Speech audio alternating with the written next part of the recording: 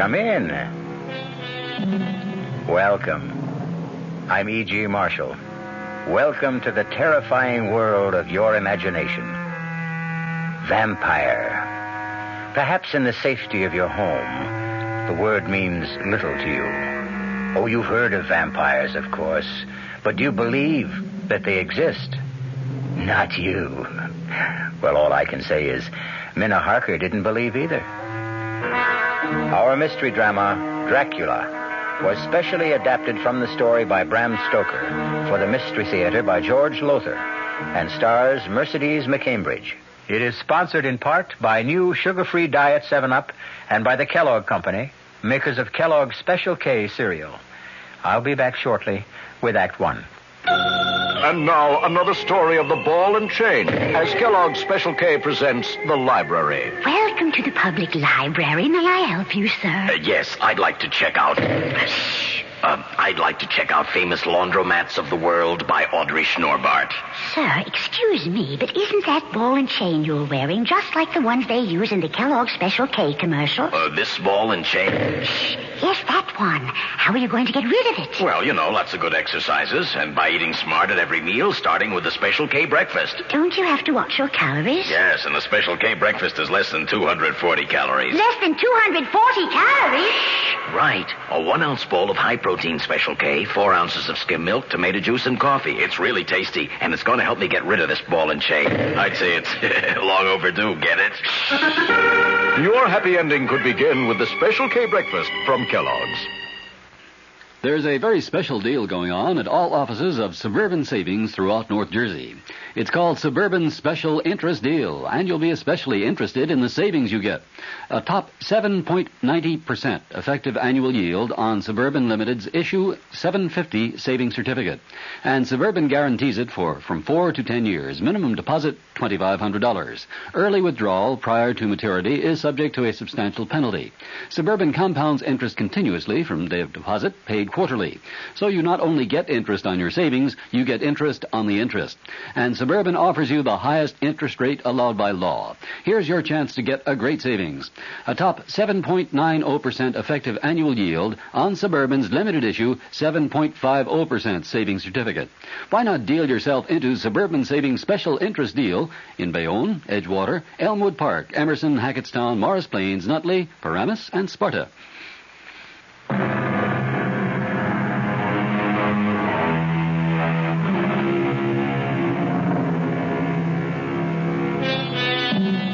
Horror, in its purest form, lies ahead for us. I would be remiss if I didn't warn you that if your nerves are not strong, it might be better for you not to listen. No, really now. Be warned. Because as Minna Harker tells us in the diary she kept, there awaits you an experience so loathsome, so horrifying, that I can hardly bring myself to write of it. If I'd known what lay ahead for me when I went to visit my dearest and closest friend, Lucy Westenra, at Hillingham, I could not have brought myself to go, much as I loved her. Looking back now, I realize I had plenty of warning, but I paid no attention. For example, as I drove to the Westenra estate through that lonely, isolated country and heard the wolves howling in the distance, it occurred to me that it was strange to hear wolves in this part of the country. As strange as the huge bats that flew alongside my car. I mentioned this to John, Dr. John Seward, Lucy's fiancé, as we sat having a drink in the living room. It's strange, Minna. I've seen that bat myself. The thing must have a wingspread of at least 4 feet.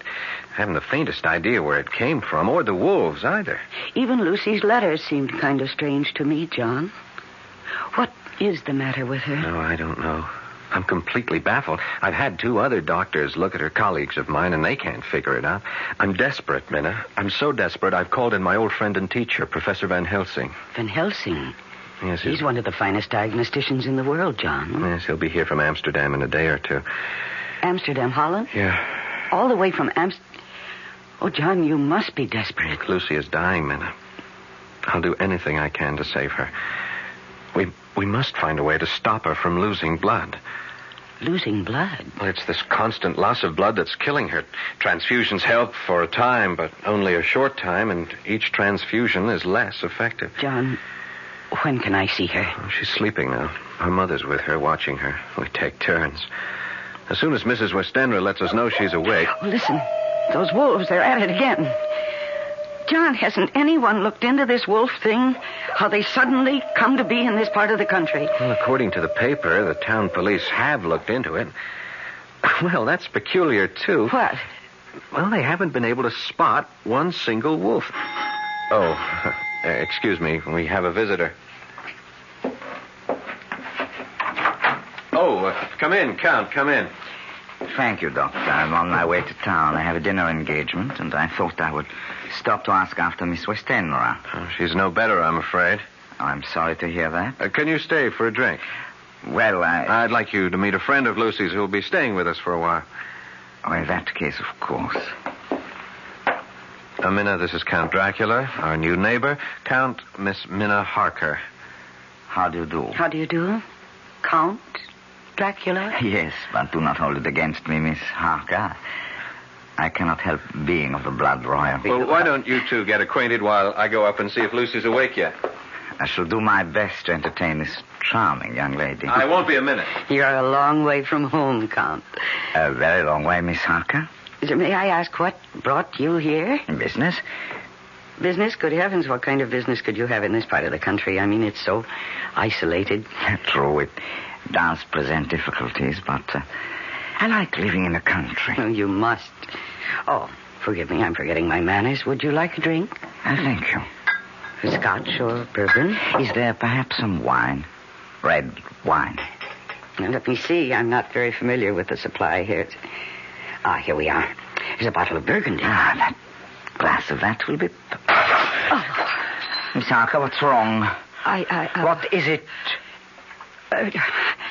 It's the bottle. I'm afraid it slipped. It slipped. That's all. Oh, I'm afraid I cut my hand. No, don't be upset. It's only a slight cut, see? No. Lucy's awake and we can... Count, what's wrong? Minna, your hand. I must leave at once, Doctor. Sorry, I cannot stay. Something I just remembered. No, it's all right. I will see myself out. What in the world? But, Count... Minna, what happened? Minna? I dropped the bottle of wine and cut my hand. Yes, I see you did, but... I dropped the bottle because I couldn't see him in the mirror. Couldn't see? What mirror? This mirror over the table. It reflects the whole room. Well, of course it does, but... John, I picked up the bottle to pour Count Dracula a drink, and I looked into the mirror, and he was standing where you are now, and I couldn't see him in the mirror. What? He was there where you're standing, but he wasn't reflected in the glass. Minna, you're not making sense. And you're trembling. John, I'm scared. Of what? How can you ask? I look in a mirror and didn't see someone who should have been reflected in it. Is something going wrong with my eyes or my brain, John? What? Minna, easy. I don't want another patient on my hands. But, John, An optical illusion, something like that. Our eyes play tricks on us sometimes. Now, come on. Let's get a bandage for that cut, and then we'll go up and see Lucy.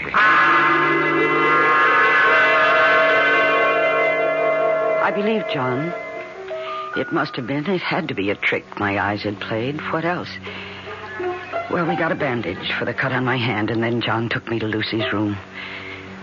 I can't find words to describe the shock I felt when I saw her.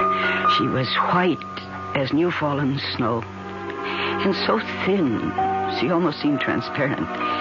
She's dying. That was my first thought. She's dying, and nothing can save her. And I know she read the thoughts in my face. I could see the sudden fear in her eyes. I am dying, Minna. Oh, you mustn't even think that, Lucy. You do. I? It was in your face when you looked at me. I read your thoughts. She's dying, you thought. And nothing can save her. I am.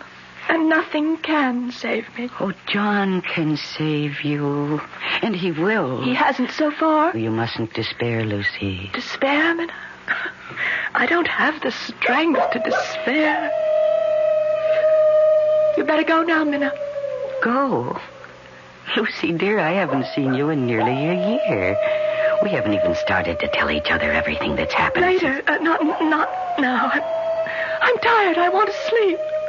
Oh, well, in that case, I'll come back later. No, not till tomorrow. All right, whatever you say. But I'll just look in on you later. No, Lucy. You mustn't. All right, then. But stop upsetting yourself. Go quickly. Oh, good Lord. At the window. It's nothing. Go, Minna. It's nothing. Nothing. It's that bat. That huge bat that followed my car. Oh, go, I beg of you. Lucy, the thing is trying to get in. Look, it's clawing at the window. Is that locked? Is that window locked? Yes, it's locked. But locks are useless against Count Dracula. Oh, good Lord. Mirrors do not reflect my image, Miss Harker. Nor do locks keep me out. You were that bat. As the wolves you hear are not wolves, but like myself, vampires. Vampires? The dead, who live by night. The dead, undead. No, this can't be happening. It's a dream. It's a nightmare. That's what it will seem like when you wake up. Huh? Yes, you're going to sleep now. And yet not sleep. You will remember all you've seen here, but when you waken, it will seem like a dream. A dream you'll tell no one, not even Professor Van Helsing.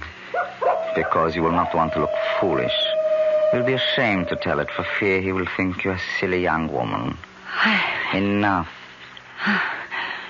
Sleep.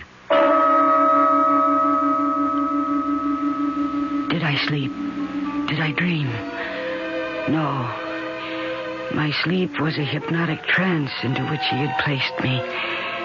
And what I dreamed was reality. There in the moonlight that streamed through the window, I saw Dracula raise his arms and call. Lucy. Lucy, my dearest love, come to me. Come, my darling. I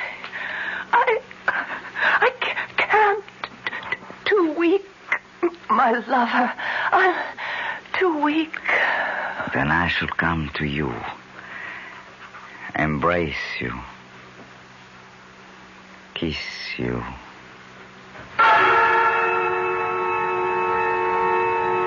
And now the strangest thing of all happened to me. As I watched what then took place, my love for my friend Lucy, my fears for her, made me feel as she must have felt, so poignantly, so deeply that, yes, I became Lucy. I watched Dracula as he approached my bed. There was a deliberate voluptuousness in him which I found both thrilling and repulsive. Lower and lower went his head as the lips went below the range of my mouth and chin and seemed about to fasten on my throat. I could feel the hot breath on my neck. Then the skin of my throat began to tingle. I could feel the soft, shivering touch of his lips on the supersensitive skin of my throat, and then two hard dents of two sharp teeth just touching and pausing there. I closed my eyes in a languorous ecstasy, and I waited with a beating heart. And then horror overcame me, and I sank into unconsciousness. I promise that the horror you have just experienced is nothing compared to what is to come. Think twice before you return with me shortly with Act 2.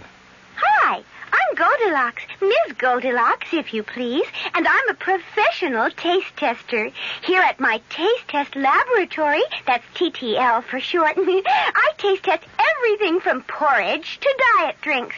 Actually, there's not that much taste testing in porridge these days. There used to be. Once upon a time. I mean, that's how this Miz got into the biz. But lately it's been diet drinks.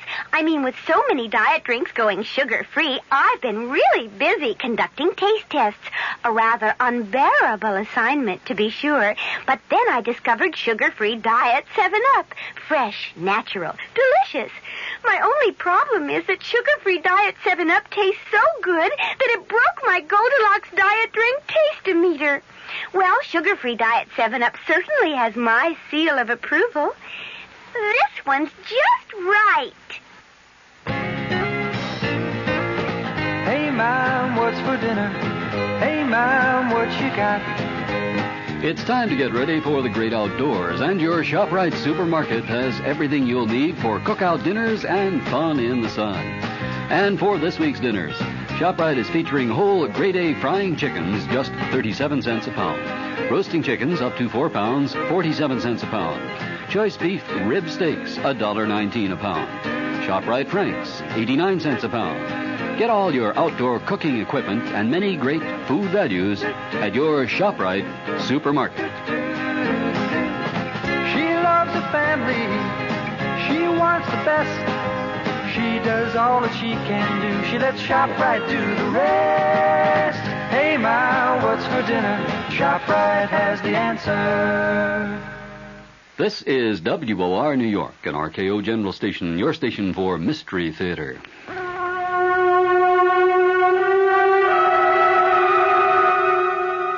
I thought it must have been a dream, a nightmare, for nothing so vile and revolting could be real. But though I tried during the next day or two to persuade myself it was only a dream, there were signs, warnings all about me that told me I was lying to myself. There was the nightly howling of the wolves, the screeching of that huge bat around the house, and yes, the scarf that Lucy kept wrapped round her throat. It's such a hot afternoon. How can you bear to wear that scarf around your throat? Hot? I feel cold. But, Lucy, you're perspiring. Your forehead is damp. All I want to do is sleep. I'm so tired. I'm so deathly tired. I'll leave you for a while, then. I'll look in on you later to make sure you're all right. Oh. Sleep well. Minna? Yes, dear? If I'm asleep when you come back, promise me you won't remove this scarf from around my throat. Very well. You won't even touch it. Promise? I promise.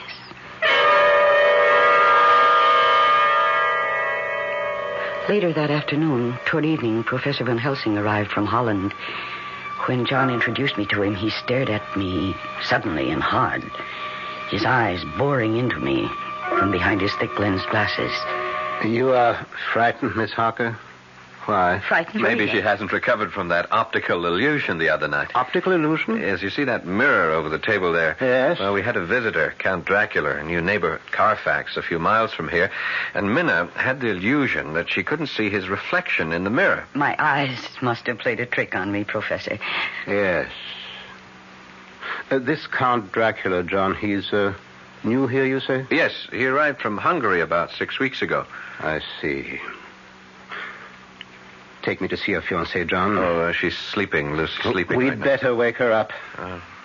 What is it? You seem suddenly concerned. I am. Take me to Lucy at once.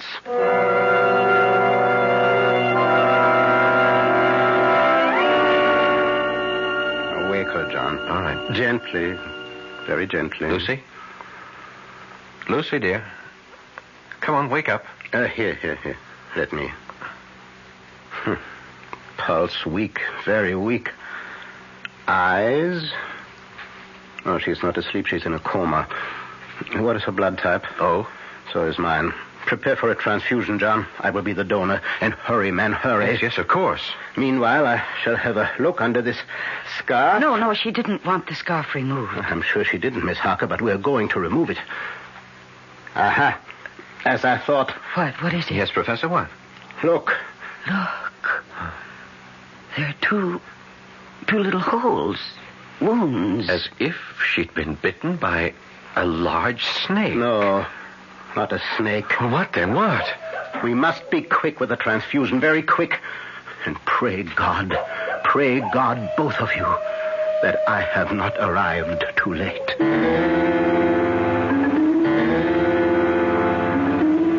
But he was too late. The transfusion revived Lucy a little. When we'd made her as comfortable as we could, the three of us, Professor Van Helsing, John, and I, went back down to the living room. And it was here that Professor Van Helsing told us the truth. The truth that made John Seward cry out. Vampire? You say we are dealing with a vampire? Professor, have you gone out of your mind? My dear John, I don't blame you. Blame me? I should hope not. You ask me to believe me, a doctor, a man of medical science? Science? There's more to this world than science. But, Professor, a vampire? I can't believe that there's a vampire. I tell you that witches exist. That warlocks exist. That vampires exist. And we are dealing with one here. But if what you say is true... It is. Ask her. Ask Miss Harker. Me? You had an experience in this house that you are concealing. You choose to think it was a dream. When did it happen, child? Last night? No. The night before. Where? In Lucy's bedroom. Minna, what happened? I dreamed... No, it was no dream. All right, then. I saw... Oh, heaven protect me. I saw... You needn't tell me. No need to put you through that. I would if I didn't know who our vampire is. But I do know. Who? The man whose reflection she could not see in that mirror. Your new neighbor, Count Dracula. I don't believe you. I cannot believe you. If you can't believe me, at least trust me. Oh, I'll answer that. Wait. Yes, Professor. If that should be Count Dracula, you did say that he calls about this time each evening, John? Yes. Say nothing, do nothing to give away the fact that we are onto him. This is nonsense, sheer Do nonsense. as I tell you. You may answer the door now, Miss Harker. Yes. Good evening, Miss Harker. Count Dracula? Come in. And how is Miss Westenra today? Not too well, I'm afraid. She had to have another transfusion. Oh, I'm sorry to hear that, John. Very sorry to hear that. Thank you, Count. I do not believe I have met this gentleman. Oh, I'm sorry. No, you haven't. Let me present my old friend and teacher, Professor Abraham Van Helsing. Professor, this is Count Dracula. How do you do, Professor? How do you do, Count? I wished only to inquire about your fiancée, John. I'm sorry indeed to hear she is no better. If there's anything I can do... Thank you. Meeting you, Professor, has been a pleasure. Good night. Oh, Count. Yes? Mrs. Westenra keeps asking me to do this, and I keep forgetting. There is a custom in the Westenra family to ask visitors to sign the visitor's book. Ah, charming old world custom. It's John. right here. If you'll just wait a second, I'll get it, and then you can sign it. Is something wrong? It's a Bible. Well, yes. Why do you back away from me? Or are you backing away from the book? The holy book? I must go. No, you'll stay and face this book. You know. John, you fool. You shouldn't have done this. I had to have proof. I will make you pay for this. You shall pay. Oh, no. Not now that I have found out what you are. Oh, John. You think because you discovered my secret you can stop me? Fool. You've only delivered yourself into my hands. I meant to make Lucy one of mine, and that was all. But now you shall become mine, and you. Not I. Yes, and you. No, I beg you. I shall have you all, but first, Lucy, I shall take her. Take her.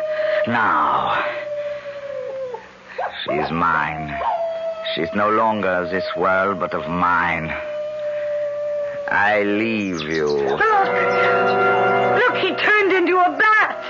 The bat. And he flew right through the wall.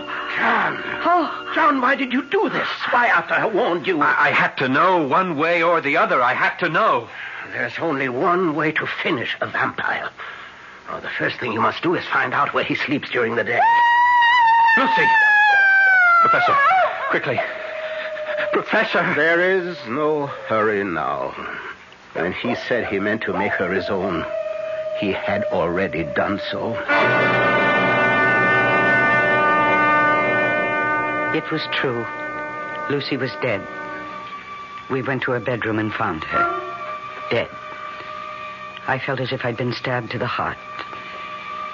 We buried her, my dearest friend, in the Westenra vault at Hillingham Cemetery, not far from town. Lucy is gone. Dead? No, not dead. Not dead, Professor. She has become the undead. She has become a vampire. Oh, what are you saying? Now, John, listen to me. Believe in me. You didn't believe before. Believe now. Yes. I believe you. Go on. John, you feel you've been through hell. I must tell you that you have been through only the anteroom to hell. What do you mean? Now, listen to me. Listen carefully. There is only one way in which a vampire can find peace, can be changed from the undead to the dead. What you must do, terrible as it will be, will release her soul from the horrifying bondage in which it finds itself. Her soul and Dracula's. Dracula's? Do you think a vampire wants to be a vampire? Oh, no. A vampire's soul is chained, pinioned, held mercilessly to this earth by Satan himself. And we who believe in God are the only ones who can free them. It is our duty to destroy them. Well, then let's destroy them. We shall, if you have the nerve to do what must be done. I have the nerve. Professor, you frighten me. I mean to, in order to prepare you. But no matter how well I prepare you, when it comes to doing what must be done, your sanity could snap like that. So first I will ask you both to take as much time as you need to think, to ask yourselves, how much do you really love Lucy Westenra? And be sure, be positive beyond all doubt that your love for her is greater than the hell that lies ahead for you and you this very night.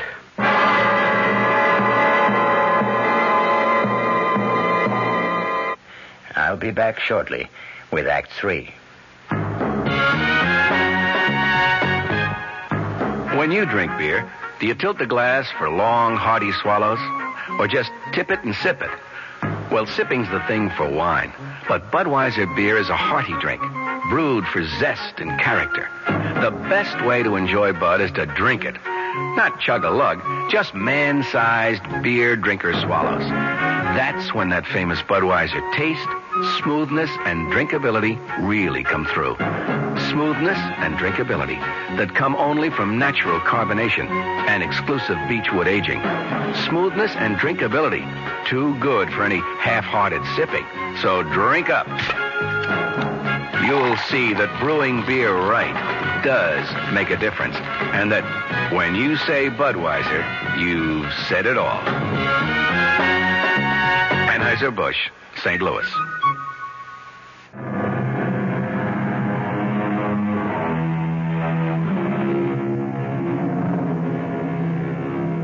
I thought I knew what horror was until I read it. I changed my mind.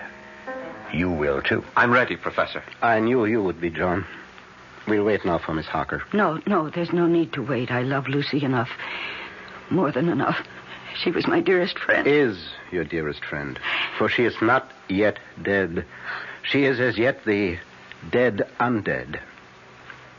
It's nearly sundown. Let us go to the cemetery at once. The cemetery? It will be dark by the time we get there. She will have left her coffin. Left it? Well, like Count Dracula, she cannot go on living, or let me say, being the undead without drinking human blood. To find it, she must, of course, leave her coffin. The instant the sun goes down tonight, she will be on the prowl for little children. Children? Yes, children are innocent, gullible, naive, make easier victims. And the inexperienced vampire must practice. Yes, she will be seeking children. Oh, it's revolting. Revolting? Well, that is only a word to you at the moment.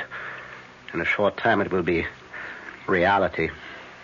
Do you really think you can bear what is to come? I can. I must. Good. I have preparations to make. So do you, the two of you. Dress warmly. Warmly, but it's hot out. Child, there is no chill like a graveyard chill.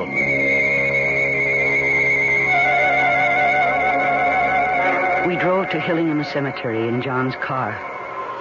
I'd never been in a cemetery at night. How many people have? I found it a very unsettling experience, to say the least. It was a moonlit night, the moonlight spilling like milk over the gravestones, which in turn threw long black shadows. An owl hooted, and dogs barked. Or I couldn't help thinking, were they wolves? And then we reached the Westenra vault, the vault where we'd put Lucy's coffin that afternoon. Now what do we do, Professor? We go into the vault. Why? And how? I have the key to the vault. How did you get it? I asked the undertaker for it, or rather told him to give it to me. He assumed I was a member of the family. You need not come with me. Not now. But why shouldn't we come? I wish to save you as much shock as I can. She will not be there in the coffin. It will be a shock for you to find it empty. Now, on the other hand, it will be less a shock than what is to follow. Yes, it will prepare you. Come then. I shall open the coffin now. If she isn't in it, how could she have got out? I could tell you, but it is better that you see for yourself later. Now, this won't take long. I need only unscrew the top part. There. Now to lift off the top of the lid. Yes. Empty. She's gone. Where? Gone where? In God's name, where? In search of the life-giving blood, John. In search of a small child. Oh, it's horrible. It's horrible. John? Yes? Come. We go outside the vault. Now to lock the door. Now, that's most important. And now, what I must do will take a little time. Yes, make yourselves as comfortable as you can. Make ourselves comfortable. Professor, what must you do? Well, I have here a paste made of garlic, flour, and water. I must seal off every crevice with it. Seal all around the door so Lucy cannot get back into the vault, into her coffin. She could? Through the crevices, yes. How do you think she got out of the coffin? I can't believe... Yes. It is unbelievable. But it is so. Now, forgive me. I must get to work.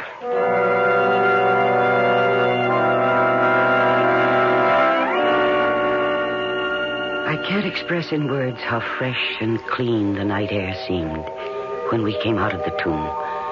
How sweet to breathe the fresh air that held no taint of death or decay. John was silent, and so was I. As for Professor Van Helsing, he was very busy sealing the door. 10 o'clock. I hope both of you took my advice, dressed warmly. We have a long wait ahead of us.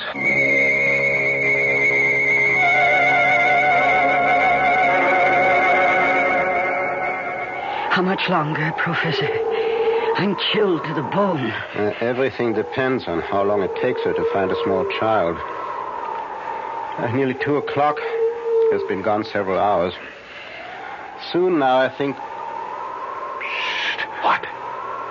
She comes. Where? See there? Amidst the headstones? Yes, a woman. Dressed in white. Lucy. Shh. Make no move, no noise. See, she is carrying something in her arms. A child. I feel sick. Control yourself. Ah, there. Yes, she's coming toward the vault. See, she draws back. The mixture I used repels her. Why are we doing this? Why are you keeping her out of the vault, her coffin? Because I hope... Yes, she is leaving, hurrying away from among the headstones. Come, we must follow. Follow where? To Dracula, I hope. Unless I'm mistaken, she's going to him for help. Hurry, hurry. We must keep her in sight. No, wait. What is it? She is heading for that tomb. Dracula must be there. Good. Now watch. See, now she's putting the child down on the ground. And now... Where is she? She's vanished. She simply slipped into the tomb through the crevice around the door. Oh, wait here. Yes. What's he doing? He's picking up the child, I think. Yes. See, he's coming back now. Here, Miss Harker. You take the child. Keep it warm. Oh, this poor thing. Poor little thing. Look, it doesn't move. It doesn't make a sound. It's lifeless. No, only in a trance. It will recover. But remember, when I ask you to do what must be done, remember that we have saved not only this child, but God knows how many others. I'll remember. Good. And now we will return to her tomb and wait till dawn. Till dawn? She will return to the tomb then. She has no choice. Dracula cannot help her. She must sleep in her own coffin before daybreak.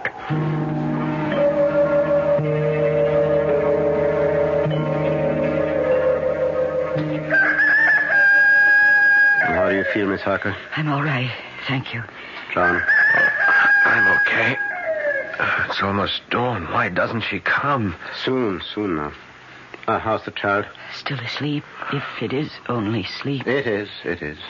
It will not come to its senses until daybreak. Now, prepare yourselves for... In a very short time, now Lucy should... there. Yes, she's coming. And this time she'll be able to enter the tomb, because you've removed the garlic mixture. This time I want her to enter the tomb and her coffin. It will be there that you will do what must be done. Oh, there she is. Oh, heaven help me. She is as beautiful as she always was. Now, hold on to yourself. She isn't dead. She can't be dead. Lucy! Lucy, my darling! John! No, come back! Lucy! John, my dearest, come to me, John.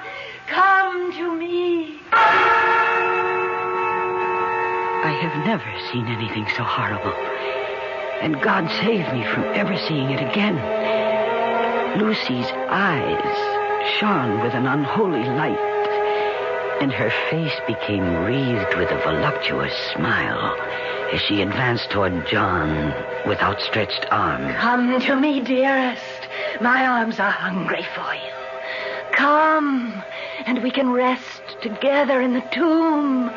Come, my lover. Come.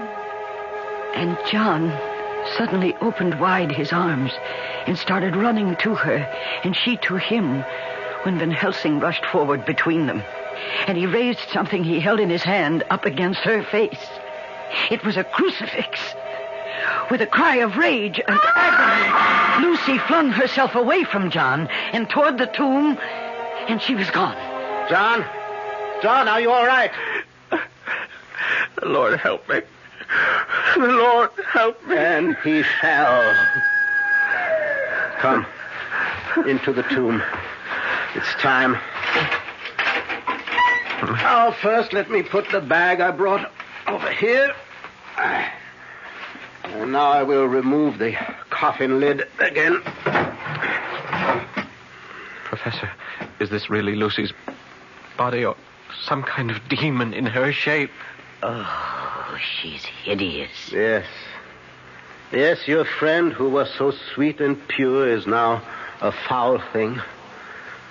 But if you can do what you must do, you will see her once again as she was. Whatever it is, we'll do it. This wooden stake I have bought. Yes. This pointed stake. You must drive it through Lucy's heart. With this hammer. Oh, no. And when that is done, cut off her head with this surgical knife. I don't... You must do it. For her sake, John. For the sake of the woman you loved. All right. Give me the stake. And the hammer.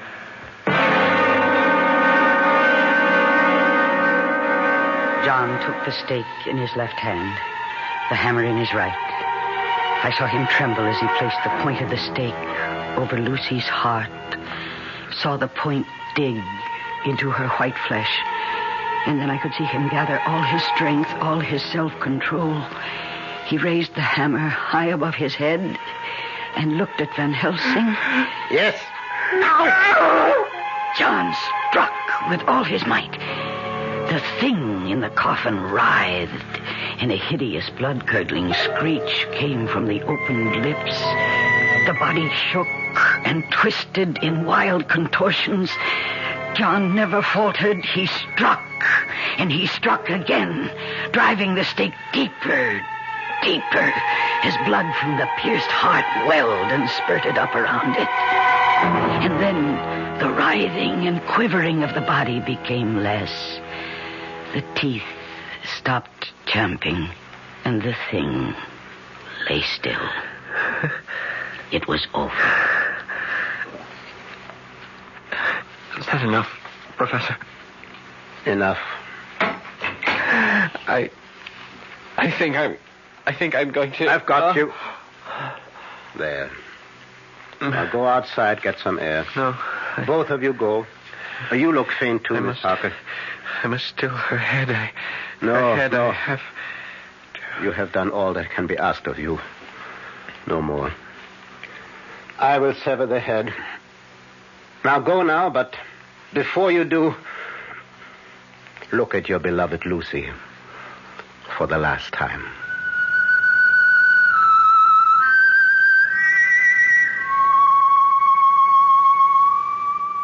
There, in the coffin, lay no longer the foul thing we dreaded, but Lucy, as we had seen her in life, her face as beautiful and pure as it had been then.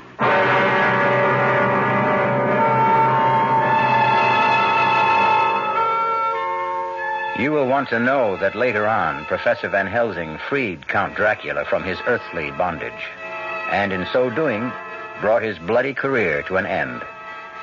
Unhappily, I must add that Count Dracula was only one vampire among, how many?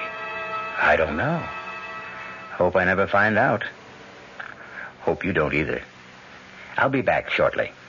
Dear Thomas's, your new Thomas's onion English muffins are so delicious, my husband insists on them at every meal. It's embarrassing when we go to a Chinese restaurant. Dear Thomas's, for years I've been buying bagels and bialys with my Sunday Times. Last Sunday I bought the Times and your new Thomas's onion English muffins. Not bad, Thomas's. Dear Thomas's, since serving sandwiches on your new onion English muffins, I've become very popular with the boys. Yes, Thomas's new onion English muffins. Here, 45, please, and don't spare the horses. Yes, sir. In 1880, when a cab had 4 legs and took 12 minutes to cross Manhattan, Samuel Bath Thomas was baking bread, every bit as delicious as his original English muffins. Here, 45, and move it. Today, cabs have 300 horses, but still take 12 minutes to cross town. And Thomas's is still baking breads every bit as delicious as their English muffins. Thomas's protein, whole wheat, and white bread. Thomas's promises. Our cast included Mercedes McCambridge, Paul Hecht, Stephen Schnabel, Michael Wager, and Marion Seldes. The entire production was under the direction of Hyman Brown. Radio Mystery Theater was sponsored in part by Anheuser-Busch Incorporated, brewers of Budweiser. This is E.G. Marshall inviting you to return to our Mystery Theater for another adventure in the macabre. Until next time, pleasant dreams.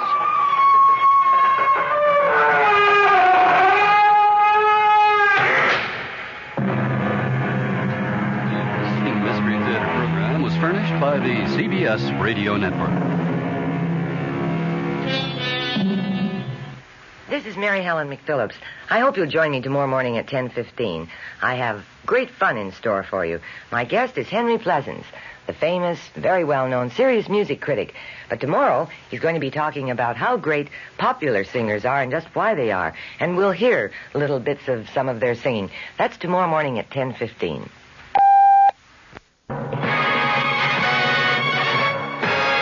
I'm Fulton Lewis, CBS in the Mutual Broadcasting System studios in Washington, D.C. Now, my commentary. President Nixon got a 6-day delay today in his fight against a Watergate subpoena, and a panel of experts said it will present another report on Saturday regarding that now famous 18-and-a-half-minute gap in one of the crucial White House Watergate tapes. A sweeping subpoena issued against the president by the Watergate special prosecutor Leon Jaworski had been due this morning, but U.S. District Court Judge John Sirica gave attorneys additional time to file briefs and to set a hearing date after the White House petitioned the court to quash the subpoena. In a brief session with attorneys in the Watergate cover-up case and White House attorneys, Judge Sirica gave them until next Monday to file answers to the White House motion. He set a hearing for next Wednesday. In a similar struggle last fall, you recall, Judge Sirica rejected White House claims of executive privilege. Back then, he ordered the president to turn over several tape recordings of presidential conversations, and he was upheld by the U.S. Court of Appeals here in Washington. But also, as you recall, the president eventually turned over the tapes without appealing the case to the Supreme Court. There were strong indications from both sides this time, however, that the final showdown may come in the High Court. Meanwhile, 2 members of the panel of tape recording experts said that they are going to present their report to Judge Sirica on Saturday. That panel has been studying the cause of the gap, studying it since last November.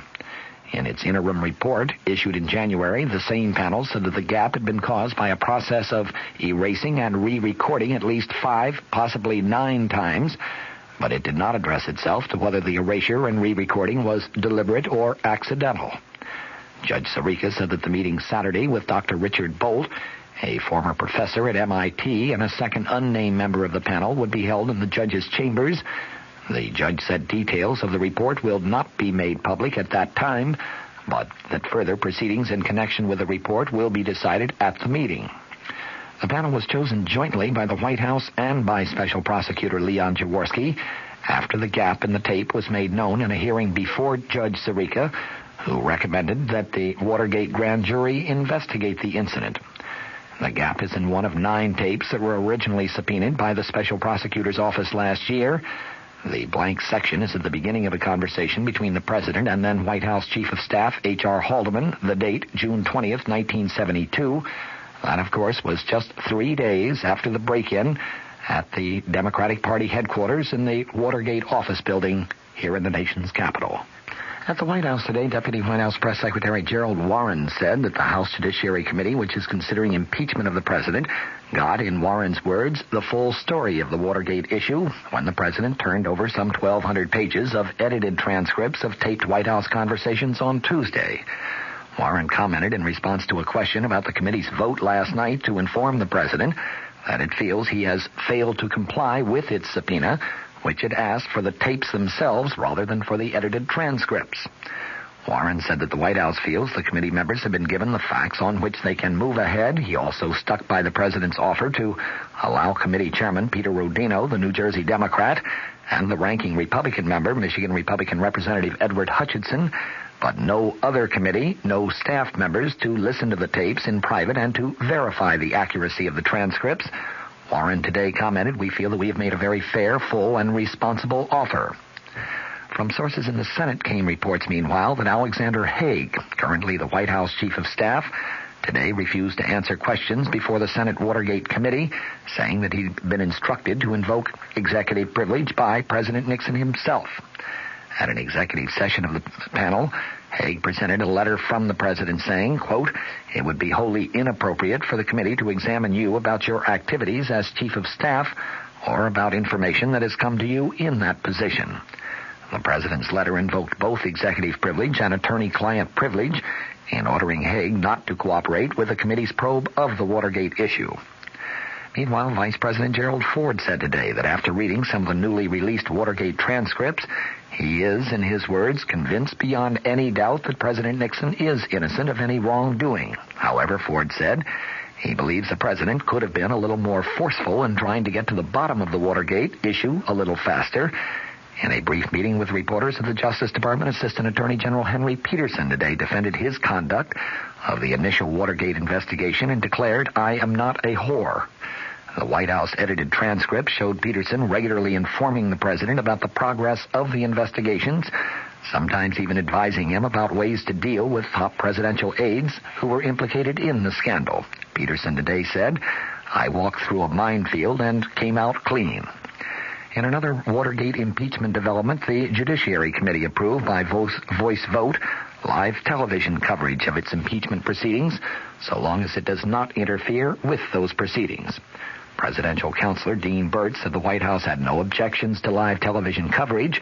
However, he repeated the White House view that whatever is done should be handled speedily. Burt said in a White House meeting with newsmen, "Time is becoming critical in this thing.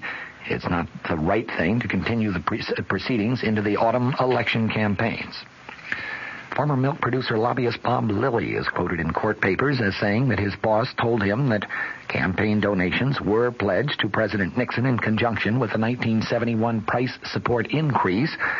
That statement is the first to be attributed to a dairy cooperative official, alleging any link between the president's order to raise federal milk price supports in 1971 and the dairymen's promise of up to $2 million in campaign donations. In a White House statement last January, the president specifically denied that he ordered prices increased in return for that campaign money. He did concede that traditional political considerations did play a part in his decision to overrule the Agriculture Department's desire to keep prices steady. The House Judiciary Committee is investigating the milk price matter as part of its impeachment inquiry, and the Watergate Special Prosecution Force is also looking into it. The White House has declined requests for numerous tapes and documents relating to that price support matter. Lilly's statement actually surfaced as part of subpoenaed papers made public in connection with the Justice Department's antitrust suit against the nation's largest dairy farmer cooperative, Associated Milk Producers Incorporated.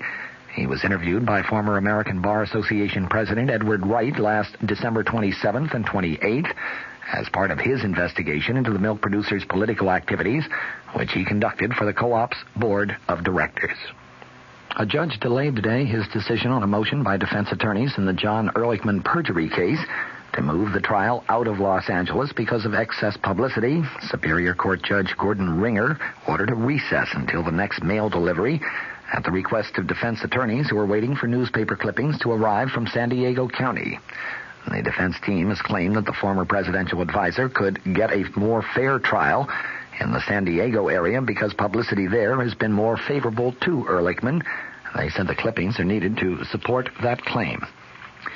Syrian leaders seem to be confident that when Secretary of State Henry Kissinger arrives there on Friday, he may be carrying a significant Israeli concession that could pave the way for negotiations on separating forces on the Golan Heights. A high-ranking source in Damascus said the talks will be complicated, but we are convinced Washington realizes what is at stake and Kissinger will not come with an empty briefcase. Although the secretary has appealed to both sides for restraint while he tries to work out an agreement, official sources in Damascus say that Syria's president has adopted a Viet Cong-style strategy, a strategy of fighting while negotiating.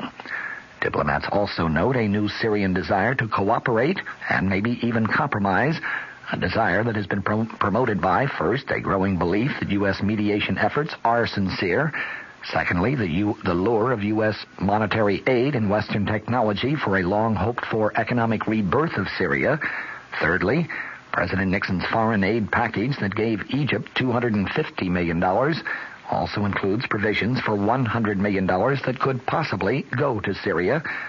Also, Israeli cabinet changes that have prompted some Syrian hopes that the Israelis may be more amenable than before to Secretary Kissinger's persuasive powers. And finally, the closing gap between Soviet and U.S. efforts in the Middle East. The Soviet Union had encouraged Syrian militancy to counter Kissinger's dominant role in Mideast diplomacy and its waning influence in Egypt, but Kissinger's conciliatory talks with Soviet Foreign Minister Andrei Gromyko in Geneva have apparently resulted in new U.S.-Soviet pledges to try to work together insofar as the Middle East is concerned. The Senate here today passed and sent to President Nixon a compromise bill which creates a new federal energy office. The bill passed 236-9 by the House of Representatives back on Monday. It won in the Senate by a voice vote. Energy-related functions now spread over numerous federal offices. These would be centered in the new agency. It would have extensive authority to require information from energy companies and to even issue subpoenas if necessary. President Nixon is expected to formally nominate John Sawhill, now FEO administrator, to head up the new formal agency. The nominee would be subject to Senate confirmation. The bill authorizes $475 million